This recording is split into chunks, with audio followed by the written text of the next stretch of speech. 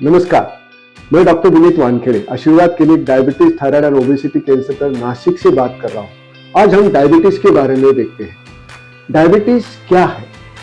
हमारे शरीर में स्वादुपिंड होता है और उसमें बीटा सेल्स नाम की जो पेशियां रहती है वो इंसुलिन तैयार करती है, और अगर ये बीटा सेल्स द्वारा इंसुलिन का प्रमाण कम हो गया हो या इंसुलिन भले ही नॉर्मल रीति से तैयार हो लेकिन उसका उपयोग अगर शरीर में नहीं हो रहा हो, जिसको हम इंसुलिन रेजिस्टेंस कहते हैं, तो शरीर में शुगर की मात्रा बढ़ती है और इसको ही हम डायबिटीज कहते हैं। हम जो खाते हैं उसका रूपांतर प्रथिनों में होता है, कार्बोहाइड्रेट में होता है और फैट्स में होता है, और कार्बोहाइड्रेट शुगर होता है।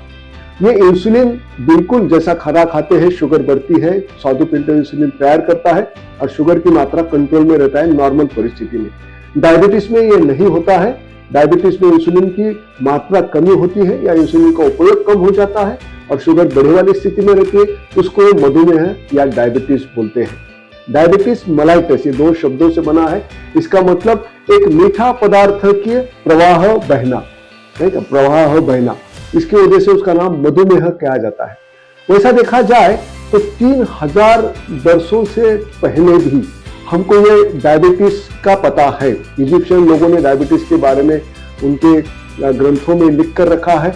हमारे यहाँ जो सुश्रुत नाम का जो वैद्य था, उसने 5वें या 6वें शताब्दी में भी इसके लक्षण बहुत ही डिटेल में लिखे हैं कि, और उसने ये बीमारी को मधुमेह ये नाम दिया कि जैसा कि बहुत ज्यादा पेशाब होना, वजन कम होना, बहुत सारे लक्षण उसको भी तब पता था कि ऐसी कोई बीमारी है। इसका प्रमाण कितना है? वैसा देखा जाए तो भारत ये दूसरे नंबर पे है, पहला जो है चीन है और उसके बाद भारत का नंबर लगता है।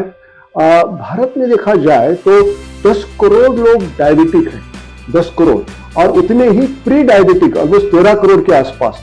बोले तो 20 से 25 करोड़ के आसपास डायबिटिक लोग हैं, ऐसा बोलने में ज्यादातर नहीं होगी। जनसामान्य में ये प्रमाण 11% है, और दुख की बात यह है कि 50-25 लोगों को ये मालूम नहीं है कि उनको डायबिटीज है। हालांकि जब टेस्ट बहुत ही आसान है, सरल है और सस्ती है, तभी लोग टेस्ट करने से घबराते हैं, पीछे हटते हैं, और इसका नतीजा यह होता है कि डायबिटीज का पता जल्दी नहीं चलता है। और दूसरा जो बहुत ही चिंता की बात यह है कि जवान लोगों में ये डायबिटीज का प्रमाण बढ़ रहा है।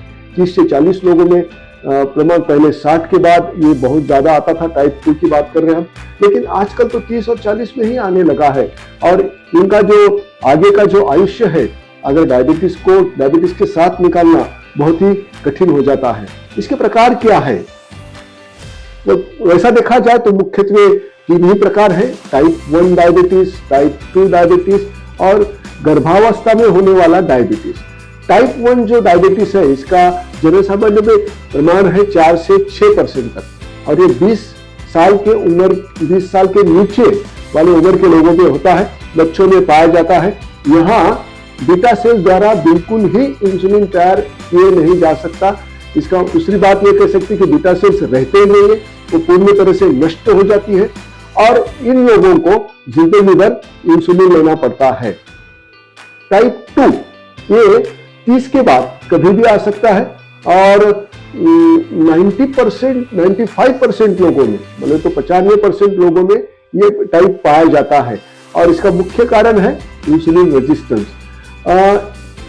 गर्भावस्था में जो डायबिटीज होता है, इसका प्रमाण जो है 1 से 14% तक है, और जो लास्ट के जो 6 महीने होते हैं उसमें ये ज्यादा प्रमाण पाया जाता है। 9 महीने के कार्यकाल में 6 महीने में वहां से ये आ जाता है और पूरा गर्भावस्था में रह सकता है, और इसका इलाज करना जरूरी है। जो बाकी के जो प्रकार है वो उतने ज्यादा मायने नहीं रखते हैं, लेकिन वो भी नाम का एक है, बोले तो maturity onset of diabetes of young बोल के है। पैंक्रियाज बोले तो स्वादुपिंड की बीमारी की वजह से होने वाले हैं। कुछ दवाई जैसे स्टेरॉइड का ज्यादा उपयोग किया तो उसकी वजह से होने वाली है। ग्रंथियों की बीमारियां ही तक उसकी वजह से होने वाली है। ये प्रमाण बहुत कम है और ज्यादा मायने नहीं रखता। वैसा तो देखा जाए तो मुख्यत्वे 3 ही प्रकार है: टाइप 1, टाइप 2 और गर्भावस्था में होने वाला। धन्यवाद।